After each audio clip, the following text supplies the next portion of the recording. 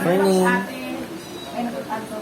Si ate kasama. Kapatid po ni Ate Mama. Kapatid mo pa ako. Ay, magandang umaga po. Ito po yung aming church. Nasa loob ng aming bahay. Pero ito po ay biyaya, pinigila namin. Biyaya na kami po, pagamat pandemic, ay nakakapaglingkod ng malaya sa Diyos. Amen? Praise the Lord. So, ating po pag-aaralan, ito sa screen, I am completing this. Pwede po mabasahin po natin sabay-sabay. Handa, simulan. I am completing Christ. Parang malungkot. Alam niyo po ba, napakaganda nung title pa lang. Iintindihin natin, I am completing Christ. Pwede po ba, isa pa po ng may kasiglaan? Hallelujah. Handa, simulan. I am complete in Christ. I am complete in Christ. Pag sinabing complete, ano naiisip ko po? Pag sinabing complete natin. Kung sabi, ano naisip mo? Tagalog, kompleto. Ano naisip mo? Walang kulang. Ayun, walang kulang. Baka meron pa. Kapag complete tatay, walang kulang. Walang imposible. Di ba galing natin sa kompleto? Perfect. Sa kalay. Ayan, complete in Christ. Colossians 2:10. Kaya po tayo nag-aaral sa salita ng Diyos. Bakit? Para makilala natin ang Diyos at yung kalooban niya sa atin. Bakit? Bagamat mabuti ang Diyos, hindi lahat tumatanggap ng kabutihan, kabaitan ng Diyos. Bakit? Hindi nila kilala ang Diyos. Hindi nila alam ang paraan ng Diyos. Kaya ang Panginoon ang akay tayo na magbasa, makinig, mag-aral ng kanyang mga salita. Amen? Kung yan ang dahilan, bakit tayo nandito, yan ang marapat na gawin po natin. Amen? Amen. Hingin ko po ang inyong pakinig. Habang tayo po ay nagbabasa, at hingin po kayo sa screen kapag may pababasa. Amen? Amen. Praise the Lord. Hallelujah. Salamat sa Diyos. So, ito po completeness. Sabi niya, for you're complete in Christ, makikita niyo po sa Colossians 2:10. Mga kapatid na lalaki, last Sunday, tinuruan ko na kayo pagbasa, ha? Amen? Ito, apat. 6, 7. Nagpasan niyo boses ko. Nakakayan na sa Lord. Malakas pa boses ang pastora niyo. Sa 7 lalaki. Amen? Handa simulan. English. Handa simulan. And ye are complete in Him, which is the head of all principality and Oh, power. praise the Lord. Nariyan ang salita. Maliwanag. Ang salita ng Diyos hindi kailangan magulong. Maliwanag po. Nakikita niyo po ba? Ang sabi dyan, and ye are. Yung ye, again, ang sabi dyan ay you. And you are complete. Sabihin natin, I am complete. I am complete. I am complete. Saan? Sabi niya, in Him. Pag pinasa yung diretso yan, pataas, Colossians chapter 2, ang tinutukoy dyan walang iba kundi si Jesus Christ. That's why we are complete in Christ. Amen? Amen. Sabi po dyan, which is the head of all principality and power. Mga kapatid na babae, basahin po yung Tagalog. Ganda, simulan. At sa kanya ay nagpuspos na siya ang pangulo ng lahat ng pamunuan at kapangyarihan. Praise the Lord. At sa kanya kayo napuspos. Isang sali ng completeness ay kapuspusan. Kapuspusan. Pag ang tao napuspos ng mga bagay ng Diyos, hindi ulo lang, hindi tenga lang, hindi kamay lang. Pag ang Diyos pumuspos, wala ulo hanggang paa. Mula dito sa crown of your head until the sole of your foot. Buo. Bakit? Because God Himself is complete. Wala kang kailangang idagdag sa Panginoon.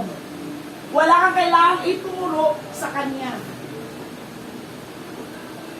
Kundi bagkus tayo ang dapat tumanggap sa Kanya kasi tayo yung kailangang mabuo palagi. Amen? Amen. Sabihin po natin yung verse 9. Context principle, yung 10 ay sumunod sa 9. Tignan niyo po kayo sa screen. Sabi niya, for in Him dwelleth all the fullness. Yung Him na nandito, ay siya rin yung Him na nandito sa verse 10. In Him. So, balik tayo. For in Him dwelleth all the fullness of the Godhead body. The Godhead. Yung sinasabi kong Godhead ay sabi natin, Ama, Anak, Espiritu Santo. Ang Ama ay Diyos. Amen? Ang Ama ay Diyos. Ang Panginoong Jesucristo, anak ay Diyos. Aba, pag di siya Diyos sa inyo, hindi tayo papasok sa langit. Bakit? Ang sabi ng Panginoon, sa karamihan ng mga tumanggap sa Kanya, binibigyan niya ng karapatan maging anak ng Diyos.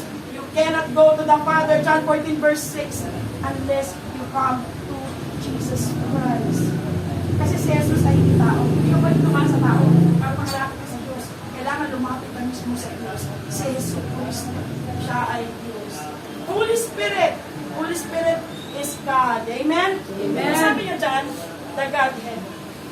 Ama, Anak, Espiritu. Ang number 3 po sa Biblia, ay yan po yung nagpapakilala ng completeness. Completeness. May mga numbers po sa Bible. Ang pag nakita niyo 3, ang pinapakilala niya ay completeness. Gaya ng Diyos. Ama, Anak, Espiritu Santo. At ang sabi niya, for in Him, si Kristo, hindi siya kulang. Siya ay kumpletong Diyos. At ang sabi niya, you are complete in Christ. Tingnan po ninyo ha. Kung in Him, anong gamit ng Him? Him is a pronoun. Ang yung ginagamit siya in English word na pagtao. Tama? Tama po ba? Di ba pag Him ginagamit nyo, hindi naman yung bagay? Amen? Tao yan. At yung tao na yun ay lalaki. Tama? Tingnan niyo yung translation. Hindi mabuti. And you are complete in Him. Him. Pero ang gamit na which. Yung ay tinugawa ng grammar. Merong ipinapakita ang Diyos. Kasi ang salita ng Diyos yung nunguya, hindi basta nilulunod. Kung gusto mong makilala ang Diyos. Ang sabi niya, Him, pero ang gamit niya which. Alam niyo ba yung Philippians 4:13? I can do all things through Christ, which din ang gamit ng Ted. Hindi who. Bakit? Ang pinapakilala, hindi si Kristo bilang tao, kundi si Kristo bilang Diyos. Na kaya nang gawin ang lahat ng mga. Hindi bilang tao. Yung Biblia mismo, hindi niya ginamit yung pronoun na He. Ang gamit niya ay Diyos. Kasi si Kristo, pag sinabi mo Kristo, walang kulang. And you are complete in Him, which is the head of all principality. Balik po tayo sa 9. Sapagkat sa Kanya nalalaan ang buong kapuspusan ng pagka-Diyos sa kahayagan ayon sa laman. Pag nakipag-isa tayo kay Kristo, alam mo ba, wala na magiging tulang sa'yo. Pagpupunayan sa inyo ng salita ng Diyos. Tingnan natin. Genesis chapter 1 verse 27. Pwede po ba lahat magbasa? Handa, simulan. At nilalanggan ng Diyos ang tao ayon sa kanyang sariling larawan. Ayon sa larawan ng Diyos na nilala. Nilalang niya sila ng lalaki at babae. Praise the Lord. Tingnan mo muna yung katabi mo. Tingnan mo nga. Tingnan mo muna yung katabi mo. At tinutukoy dyan pagkali ka ng Diyos sa babae at sa lalaki. Nakikita mo yung katabi mo? May mata, may ilong, may bibig. Ang sabi niya dyan, at nilalang ng Diyos ang tao ayon sa kanyang sariling larawan. Ayon sa larawan ng Diyos, siya ang lalang. Pag tayo tumingin ng ating mata, ang makikita mo lang yung physical na ating Diyos. Amen? Kayo kapag nakikita niyo yung kaluluwa ng tato. Pag ito ginamit natin itong tinatawag na physical na mata, physical na paningin, tatay, ang makikita mo physical din. Kasi sa katotohanan sa Biblia, pag nakipagkaisa ka sa Diyos, kuya, bibigyan ka ng isang pampalos na mata. Ang tawag ay spiritual eyes. Doon nakakakita ng mga bagay habang spiritual things ang mga tao. Pero right now, nasa dyan, nilang ng Diyos ang mga tao ayon sa Kanya. Alam niyo ba kung ano tinutukoy niya dyan? Completeness. Sabi natin completeness. Noong unang panahon, nung ginawa si Eva at Adan, kung paano siyang nilikha, hindi namamatay. Yaan yung plano ng Diyos sa lahat ng mga tao. Kaya tayo tinatawag ng Diyos bakit? Naputol, nasira yung napakagandang plano ng Diyos. Pero ikumpleto. Hindi ka umaaray ng bakit walang ganito, walang ganyan, walang ganito, walang ganyan, bakit ako ganito? Ang sabi ng Biblia, hindi na Diyos mo kami. You are complete in Him. Sino yung complete? Sino yun? Mga tao na nakipagkaisa kaya sa Kristo na complete. Ang sabi niya, dalilikha tayo sa wangis ng Diyos. Dalilikha tayo sa wangis ng Diyos at yun ang gusto ng Panginoon na mangyari sa inyo at sa akin. Anong ginagawa ng Panginoon sa mga nakikipag-isa kay Kristo? Makikita niyo sa Ezekiel 36, 26, 27. Mga kapatid na babae, pakibasa po yung English, handa sa bulan. A new heart also will I give you, and a new spirit will I put within you, and I will remove The stony heart out of your flesh, and I will give you a heart of flesh, and I will put my spirit within you, and cause you to walk in my statutes, and you shall shield my judgments, and do the kapatid na lalaki, Tagalog, handa sa bulan.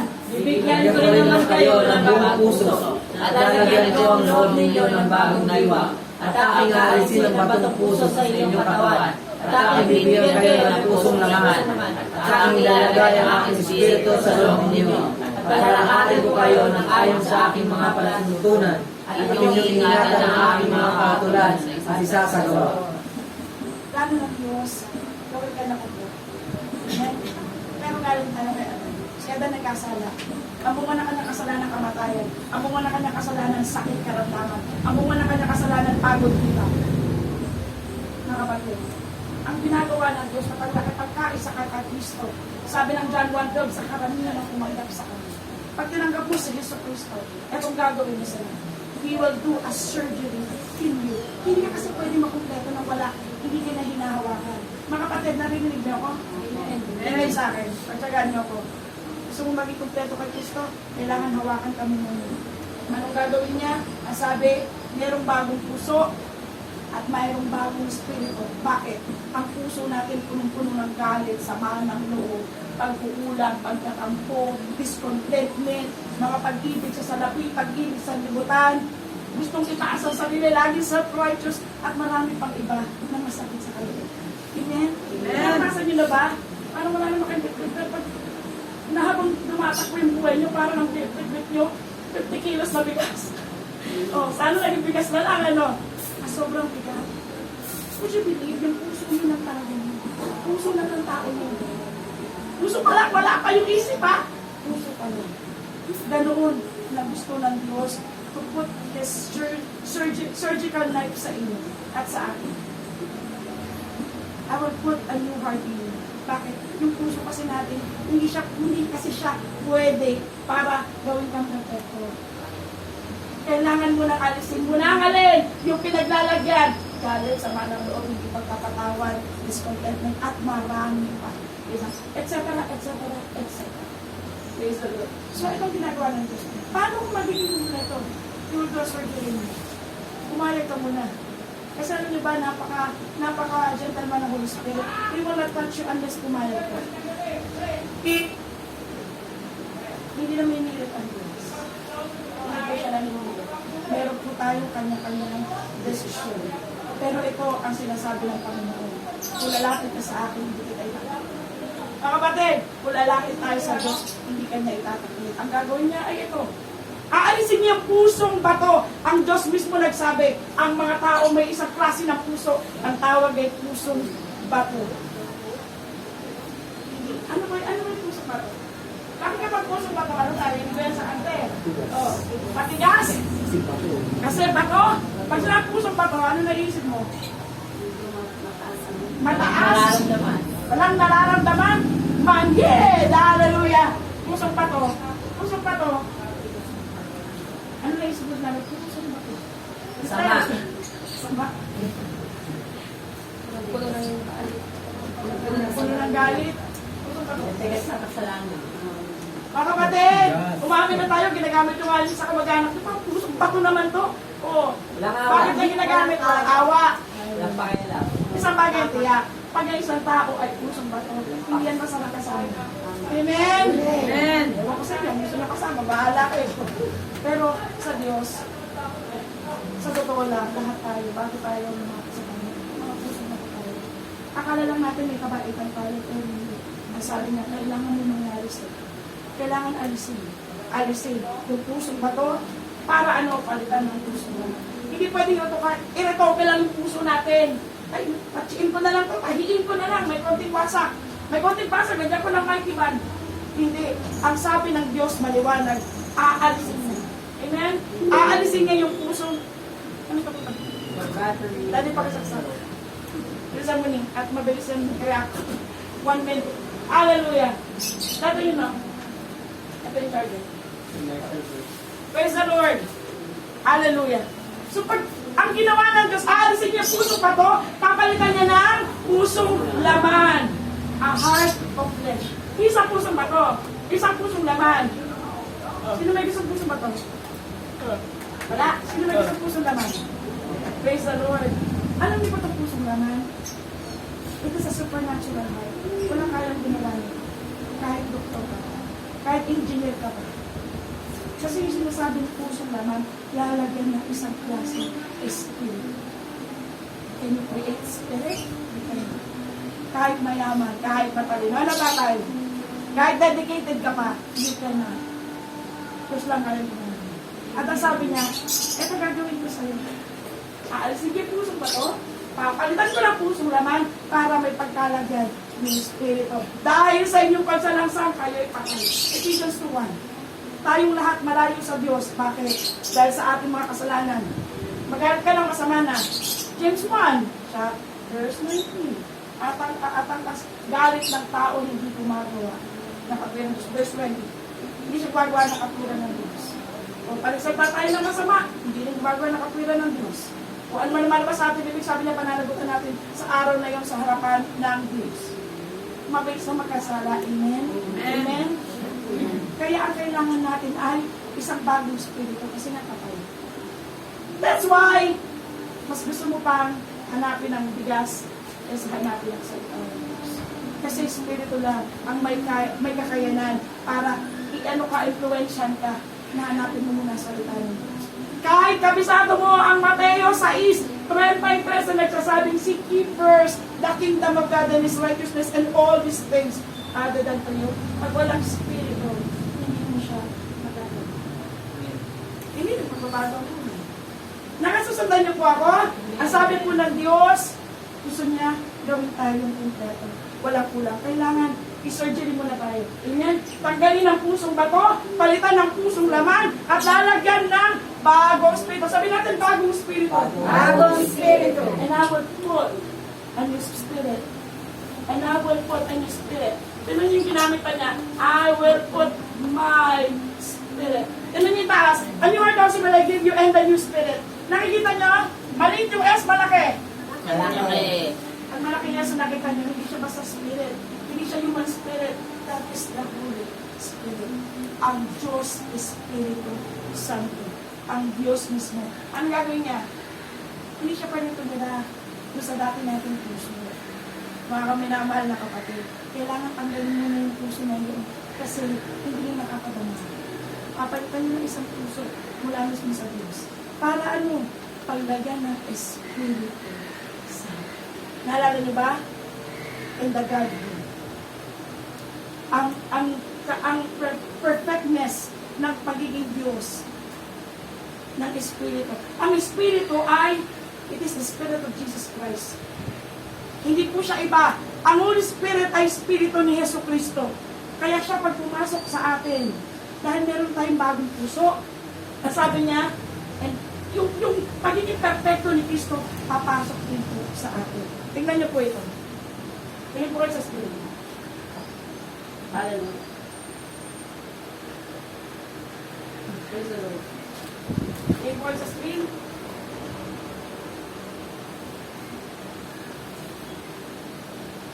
Galatians 2:20. Mga kapatid na babae, pakabasa yung English, handa simula. I am crucified with Christ. I live not I by Christ and the life is now left in the life of the Son of God. He gave himself for mga kapatid na lalaki Tagalog, handa simulan. Ako'y napako sa krus na kasama ni Kristo, at hindi na ako ang nabubuhay, kundi si Kristo ang nabubuhay sa akin. At ang buhay ay kinabubuhay ko ngayon sa laman, ay kinabubuhay ko sa pananampalataya. Ang pananampalataya na ito ay sa anak ng Diyos, na sa akin ay umilig at ibinigay ang kanyang sarili dahil sa akin. Praise the Lord. Bakit ko nilalagay ang Tagalog at saka English? Kasi may mga pagkakataon, mas madali nyo yung pinag-yung siya. Kaysa po sa Tagalog. Tingnan nyo po yung nasa taas. I am crucified with Christ, nevertheless I live, yet not I, but Christ liveth in me, and the life which now I live. Yung buhay na aking ipinamumuhay ngayon. Sabi natin ngayon. Ngayon.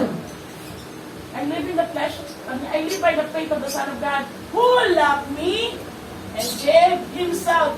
Sabihin po natin, gave Himself. Gave Himself. At binigay na kanyang sarili dahil sa akin. Mga kapatid, nasusundan niyo ba? Babalikan ko. Paano magiging kompleto dahil niyo kay Adan? Ano akong isipin? Sama ng loob, mga pagdurusa, hindi mapatapatawad na kasalanan ng kapwa. Sabi niya sa surgery kami, tatanggalin yung puso na yun kasi hindi pwede. Hindi matching doon sa genetics na gusto niya gawin sa atin. Kompleto. So tatanggalin niya. Tatanggalin mismo ha. Tatay, tatanggalin. Hindi papatsiin. Tatanggalin. Papalitan ng pusong laman. Lalagyan ng Holy Spirit. Holy Spirit, a new spirit, my own spirit, saith the Lord. Kapag may Holy Spirit, Romans 5, ang sabi ko, at ang pag-ibig ng Ama ay binubuhos sa pamamagitan ng Espiritu Santo. Mga kapatid, kapag pinasya ng Diyos na pumasok sa iyong Holy Spirit, isang bagay ang prayer, lalagyan ka niya ng pag-ibig ng Ama. Imposible. Kasi hindi nag-iwalay ang pag-ibig ng Diyos at ang Espiritu Santo.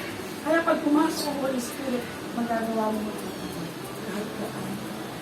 Kahit gaano kahirap, kahit gaano kalaking sugat ang ginawa sa iyo. Purihin po natin ang Panginoon. Para po natin ang Panginoon. Kung mo kayang gawin ng Diyos, hindi mo kayang gawin yan. Ako, hindi mo kayang gawin yan. Lagi po sinasabi ng New Year's resolution na pag ginawa natin sa buhay natin. Magpapatawad na ako, magbabago na ako. Sa linggo lang, di ba? Para ka na lang nakasabi doon kasi hindi ko na kaya. Hindi mo na kaya ito pa rin yung pinangako mo. Ang nagbabago lang, yung nakikipag-isa kay Kristo. Bakit? Meron siyang gagawin as surgery. Tatanggalin yung puso mo, tatanggalin ang puso mo. Kasi Holy Spirit, pag pinasok niya, isasabay na yung pag-ibig niya. Ang pag-ibig ng Ama ay ito.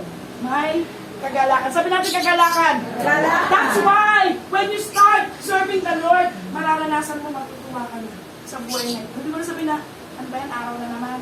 Nung ako po bago-bago, when I was a teenager, bago ako makilala sa Panginoon, so totoo lang may suicidal tendencies ako. Meron ako suicidal spirit. Bakit? Sobrang hirap. Walang makain, walang bahay na matino, walang magulang, walang kamag-anak. Samantala mayaman na kamag-anak. Pero parang wala lang. Paggigising ako, gagalit talaga ako. Kasi yung problema ko kahapon, problema ko ulit. Totoo? Paggabi na, sinasabi ko, punong-puno ko ng galit sa mga gabi. Sinasabi ko talaga sa kanya, huwag mo kong gigisingin. Hindi ko alam bakit alam ko na siya gumigising sa akin. Kahit hindi ko na willing na mabuhay, ginigising niya ako. Kaya niya nakatayo pa rin ako. Hallelujah, purihin ng Diyos.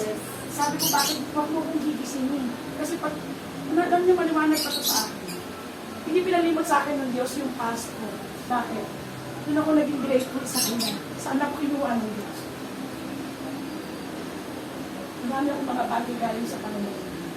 Pero pinagpapasalamat ko doon sa madilim na tulugan na napakadaming lamok, walang electric, wala kaming electric, butas ng bubong. Doon ko siya kinakausap at sinasabi ko, huwag mo na akong gigising. Kapag yung problema ko ngayon, wala akong kinain. Problema ko ulit. Kung meron kang karansang ganyan, sumampalataya ka kay Kristo. Kung ginawa niya sa akin, ginawa niya akong kumpleto, gagawin na rin sa'yo. For God has no respect of person. Hallelujah. Hallelujah. Pumayag ka lang. Pumayag ka lang. Pumayag ko lang tayo.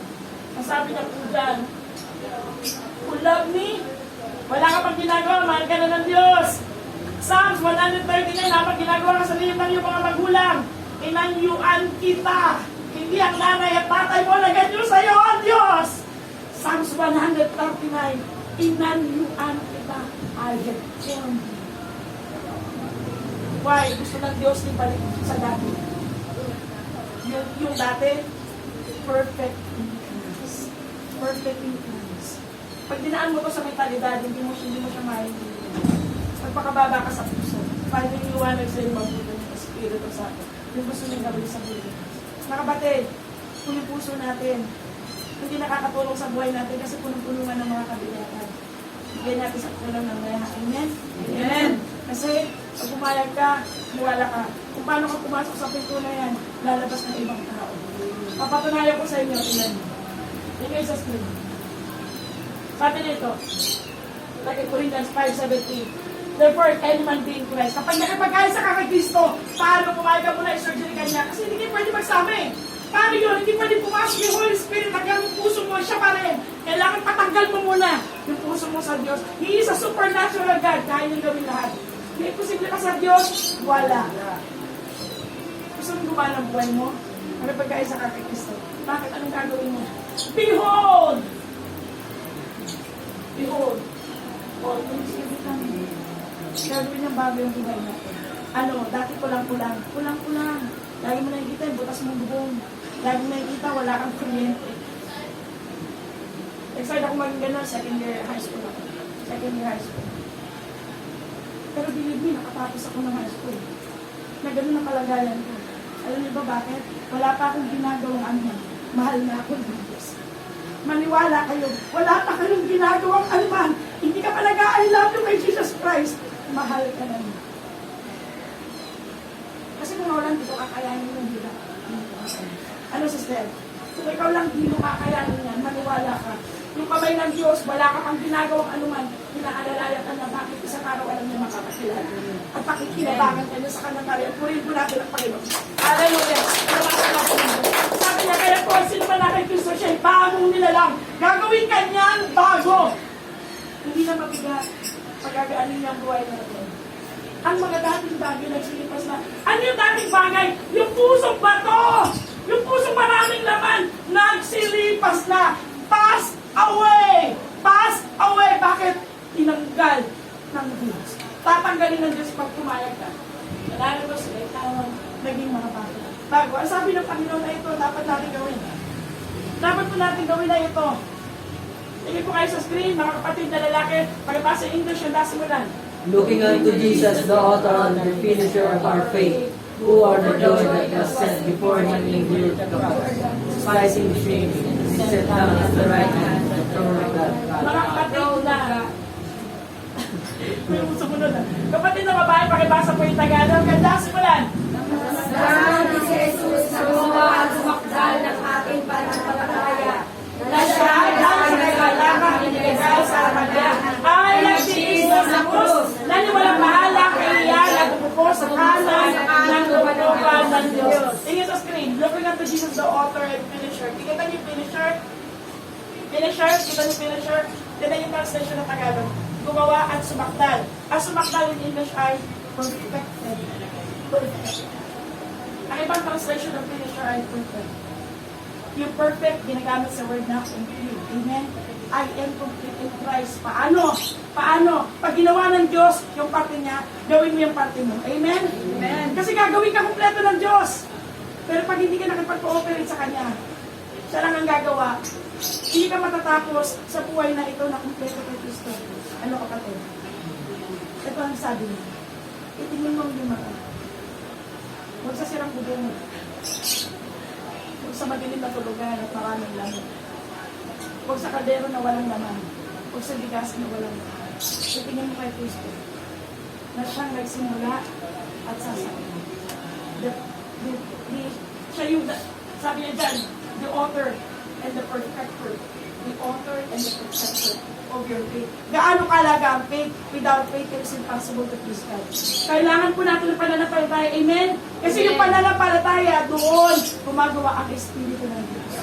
Pag wala tayong faith, kahit tawagin mo siya, kahit lumuhod ka pa dyan, isang araw, maniwala ka sa akin, hindi siya papasok sa iyo. Hindi siya lalapit sa iyo.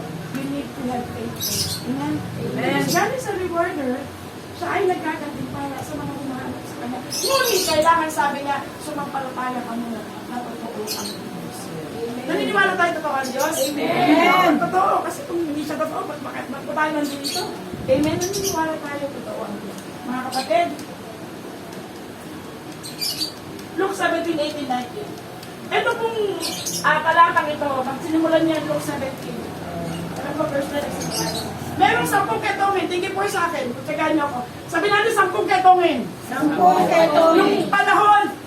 Nung panahon ni Kristo doon sa Israel, ang mga ketongin bawal pumasok. Pag pumasok ka, alam mo man hindi may ketong ka, babatuin ka, mamamatay ka, pero yung babato sa iyo wala kasalanan. Hindi siya itasakdal. Kasi yung mga ketongin bawal lumapit sa mga tao. Naintindihan natin? So yung 10 ketongin ang hirap ng buhay. Hindi lang tayo mahirap ang buhay, may mga mahirap din ang buhay. Amen? Nung panahon ng Biblia, yung 10 ngayon, wala pamilya. Bakit? Bawal nga silang lumapit eh. Nasa labas po sila nakampamento. Kumbaga sa manggahan, nasa labas sila ng manggahan. Yung pamilya nila nasa manggahan, sila nasa San Paulo ng Siguro. O kaya nasa doon ng Pasig. Walang trabaho. Walang trabaho. Bakit? Hindi sila pwede lapitan. Hindi sila pwede lumapit. Nung 10 ngayon, walang pamilya, walang trabaho. Nakita nila sa malayo si Kristo. Si Kristo. Sabi niya, Panginoon, mahabag ka sa amin. Panginoon, mahabag ka sa amin. Walang ibang ginawa yung 10 ketong. 10 ketong pa rin sila. Hopeless. Walang pamilya. Walang bahay. Ano din lang sila sa labas. Hindi man kung kumakain sila. Sa looban ng Diyos, ngayong araw na yun, makita nila si Kristo. At alam niyo ba, sabi niya, sumigaw sa malayo. Ibig sabihin, malayo si Jesus. Pero kahit malayo mga kapatid, kahit malayo, pag ikaw sumigaw sa Kanya, maririnig ka ng Diyos. Amen. At sabi niya, Panginoon, maawa ka sa amin. Sumagot si Jesus, pumasok kayo doon sa loob. Sa kampamento ha, tingnan mo paputos ang Diyos ha, utos ni Jesus. Pumasok kayo, pakita kayo sa mga sasadote. Alam mo ba kung ano yun? Sige pa na, like in the situation yun natin.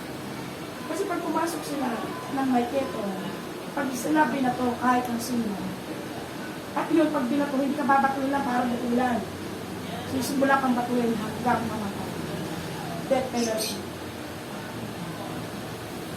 Alam niyo ba, yung 10 keto mo, nakita niyo na, ano mo, pwede yung buhay, walang pamilya, walang trabaho, pwede mo kasundin ng Diyos. Mga kapatid na nandito, kung sawa-sawa na kayo sa buhay, na parang walang pamilya, na parang walang bahay, na parang walang nangyayari, lumapit ka kay Kristo at bibigyan ka niya ng isang pasimula.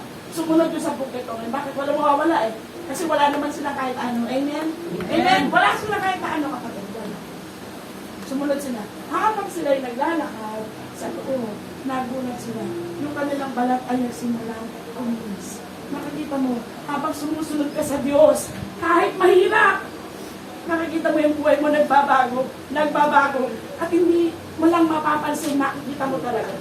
At nakita nila, at yung Siyam, alam niyo kung anong ginawa? Magaling na ako, hallelujah! Pwede na akong bumalik sa pamilya. Pwede na ako maghanap buhay. At bumalik ang Siyam. Kanig tayong mabuti, bumalik yung Siyam. Yung isa, Samaritano, taga-ibang lupa. Israel yun eh. Pag ikaw Samaritano, taga-ibang lupa, bakit? Hindi ka pure na Hebrew, na iba kang lahi. Yung magulang mo nag-asawa ng iba, kaya ikaw ang lumabas. Kaya ito yung nakikipag-usap ng mga Israelita sa mga Samaritano. Ang tingin nila sa mga Samaritano, marami pa buhay natin. Alam mo, yung isang marami na yun, yung Samaritano. Bumalik siya kay Jesus. Hindi siya umuwi ng bahay. Hindi siya naghanap ng trabaho. Bumalik siya doon sa nagpagaling sa kanya. Mga kapatid, pag binago na niya sa buhay natin, bumalik tayo sa nagbabagong buhay. Amen? Huwag kang umuwi ng buhay ng bahay mo para gawin mo lang yung gusto mo. Kaya sabi niya, they are not found that return to deploy the right save Israel. Walang bumalik. Di ba sa yun? Kasi yung Siyam. Sabi niya wala, isa lang. Yung Samaritano. At sabi dyan, ay isa lang ito. Sabi niya, bumamon ka kasi nang ginawa niya, nagpatira pa siya eh. Nagpatira pa siya sa Panginoon. At sabi niya, arise, bumamon ka, pinagaling ka ng iyong pananampalataya. Mga kapatid, magaling na siya. Alam mo ba magaling na siya? Naglalakad pa lang siya, maputing yung balat niya. Ang keto, yun yung nauubos yung pati ng katawan. Pero nakita niya, bumalik yung balat niya, maayos, makinis, malinis. Alam niya, magaling siya. Alam mo ginawa ng Diyos? Dahil bumalik siya sa Panginoon Jesus. Sabi niya, the kid had made me whole.